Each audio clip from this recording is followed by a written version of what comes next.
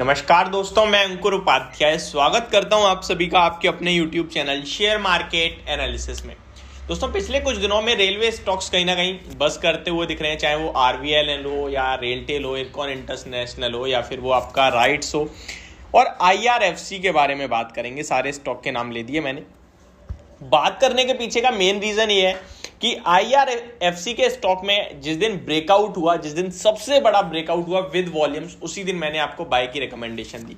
इस स्टॉक के बारे में बात करूं तो जिस दिन इस स्टॉक ने 26 रुपीज का लेवल निकाला, यानी कि 2 दिन पहले ही, उस दिन हमने आपको बाय रिकमेंडेशन दी। स्टॉक में पहला टारगेट 28 का, दूसरा 30 का था। मिनिमम मैंने कहा था 28 तक जाएगा ही जाएगा।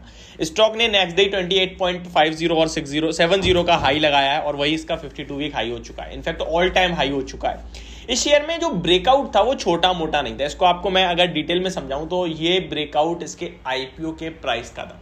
जब से इस स्टॉक का IPO मार्केट में आया, तब से इस स्टॉक ने कभी भी अपने IPO के प्राइस को ऊपर के लेवल से क्लोजिंग बेसिस पे ब्रेक ही नहीं किया था। मैं आपको याद दिलाना चाहूंगा, इसके IPO का भाव लगभग 25 to 26 रुपीज पर शेयर पर लॉट का था।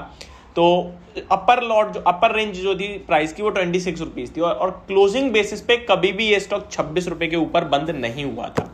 एक दो बार स्टॉक 26.35 का हाई जरूर लगा के वापस नीचे आ गया था, लेकिन 2 दिन पहले फर्स्ट टाइम ऐसा हुआ जब ये स्टॉक IPO के प्राइस के ऊपर क्लोजिंग देता हुआ दिख रहा था। और यही एक मेन रीजन था मेरा, जहां पे मुझे लगा ब्रेकआउट होगा और बड़ी तेजी बनेगी। स्टॉक के वैल्यूएशंस के बारे में बात करना चाहूंगा आपसे। वैल्यूएशन वाइज स्टॉक अभी भी बहुत कंफर्ट देता है आपको, रीजनेबल प्राइस पे, बिल्कुल भी महंगा नहीं हुआ है। अगर आप इसकी बुक वैल्यू पर शेयर देखें तो वो 33.3 रुपीज की है। काफी सारे लोगों को नहीं पता होती है बुक वैल्यू पर रुपीज क्या होती है, और मैं अपनी वीडियो में हमेशा ये बुक वैल्यू पर शेयर को कहीं ना कहीं इंपॉर्टेंस देता हूं।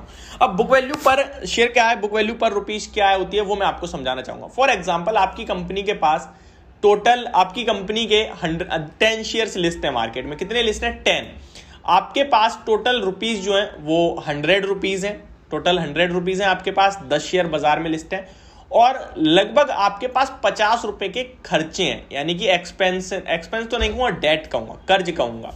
तो जो भी आपका टोटल अमाउंट होता है उसमें से अगर आप अपने सब कुछ लायबिलिटी सब कुछ हटा के जो आपके पास मेन अमाउंट बचता है, यहाँ पे आपके पास अगर 100 रुपए हैं, आपके पास 50 रुपए का डेट है, वो हटाया तो आपके पास बचे 50 रुपए।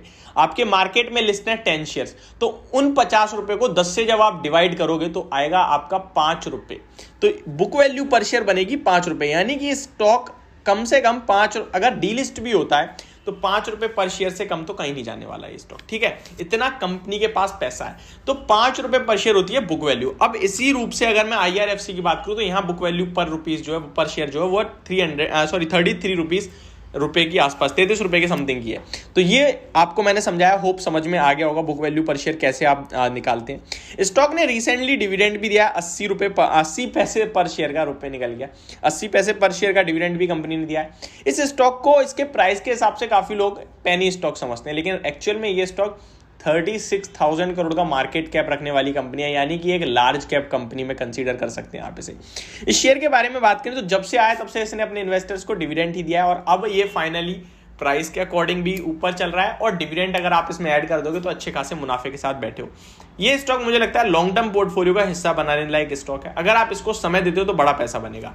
अब आते हैं ट्रेडर्स व्यू, जो कि जिन्होंने अभी रिसेंटली खरीदा वो ऑब्वियसली बात है ट्रेडिंग व्यू है।